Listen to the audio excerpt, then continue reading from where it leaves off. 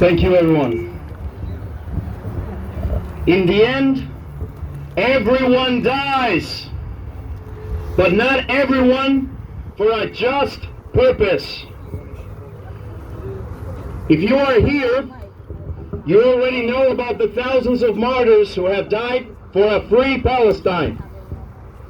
In Gaza, West Bank, Lebanon, Syria, Iraq, Yemen, and elsewhere. About 2 million now also face the possibility of a ground invasion, on top of siege, starvation, and constant bombings.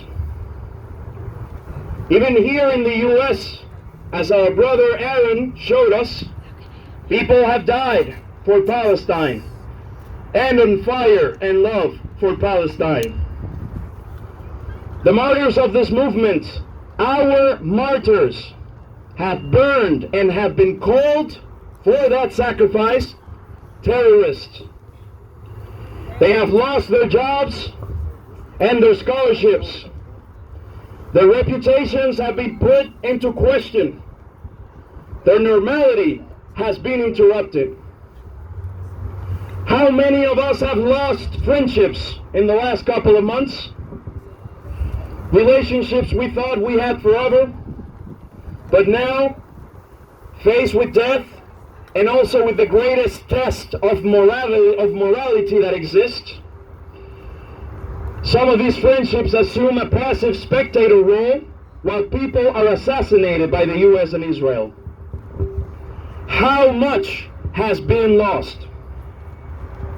Even a Girl Scout troop here in Missouri, gathering funds for starving children in Gaza, have not escaped the fury of empire and racism, which cannot tolerate challenges to its supremacy.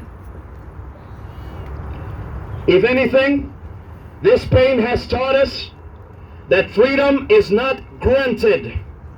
Freedom has always been won with blood.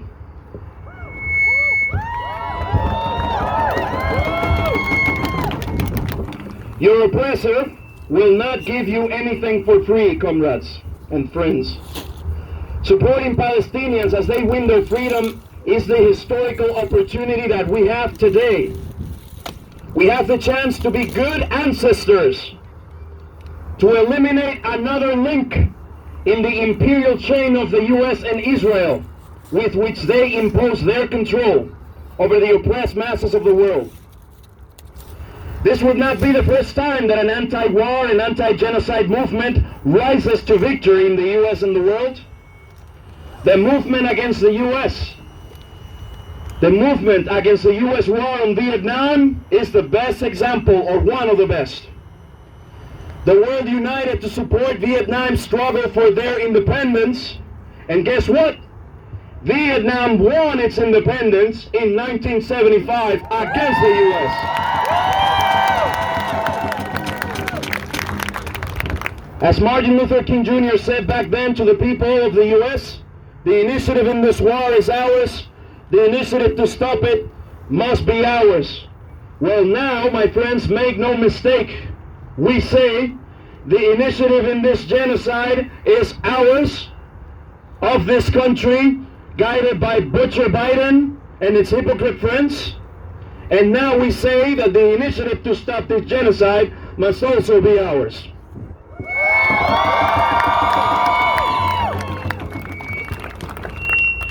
As people inhabiting this land of exploiters, as residents of District 1, as the Hunger Games would refer to this country, it is our responsibility to bring down all structures that allow the empire to submit people around the world.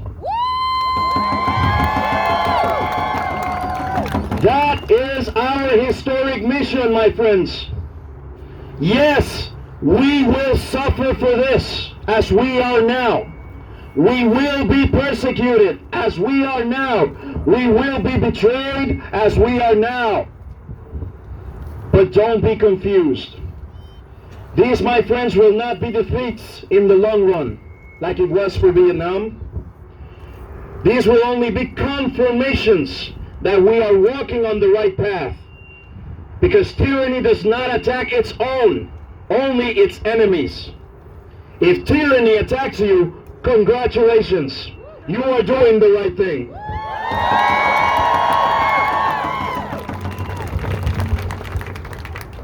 In this capitalist genocide, bear your scars as badges of honor, as evidence of your contribution to humanity. Make every injury, every tear, every symptom of depression that you have, every tear that you shed, make them your badges of honor. And turn all of this rage and pain into another reason to push forward and win.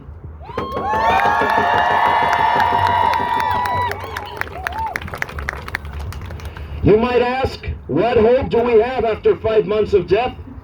Remember, it took 200 years of activism and 5 years of war, civil war, to defeat most of U.S. enslavement. It took another 100 years to end most of U.S. segregation. Just because the fruit does not show up quickly, it doesn't mean that our labor is a failure.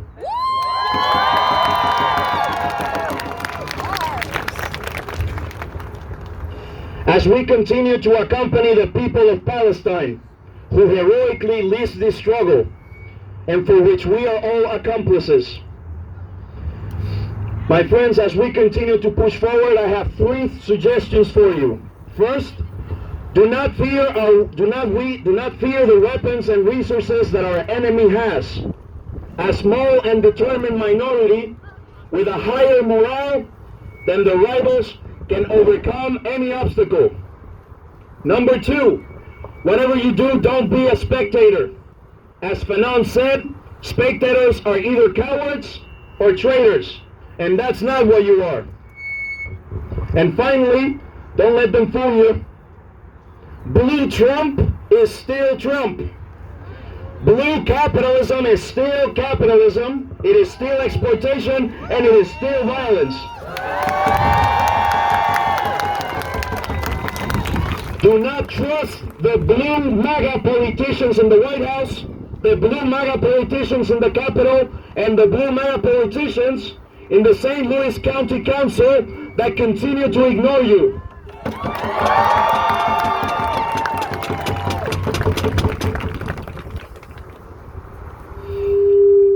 As a final statement,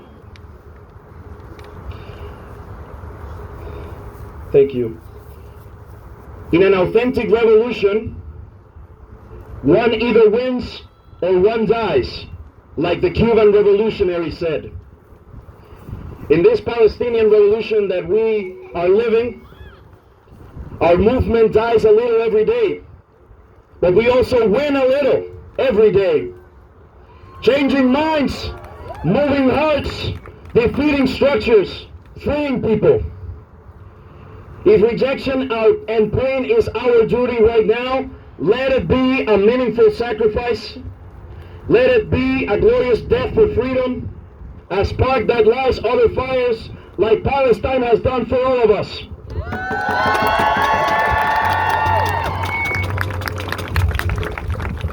Palestinian poet Rifat Al-Arek said, if I must die, let it be a tale. If we must die, friends, let it be as good ancestors, as people who gave their lives for a better world. Hands off Rafah, from the river to the sea. Palestine will be free. Palestine will be free. Thank you. Thank you so much, Ángel.